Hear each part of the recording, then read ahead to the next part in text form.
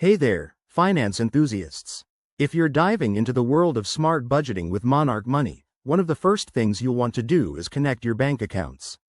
This app makes it super easy to track your spending, set budgets, and stay on top of your finances, all in one place. In this quick video, I'll walk you through the steps so you can get set up in no time. Let's jump right in. First off, make sure you have the Monarch Money app downloaded on your phone or tablet. If you haven't already, head to your app store, search for Monarch Money, and install it for free. Once that's done, open the app and create a new account if you're not signed in.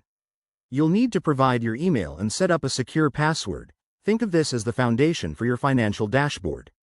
Now, once you're logged in, navigate to the Accounts or Settings section. It's usually right on the home screen for easy access. Tap on Add Account or Connect Bank, and you'll see a list of supported banks. Select your bank from the drop-down menu. Monarch Money works with major ones like Chase, Bank of America, and more. Next, you'll be prompted to enter your bank login credentials. Don't worry. Monarch Money uses bank-level security, so your info is safe. Just type in your username and password, and if your bank requires it, complete the two-factor authentication.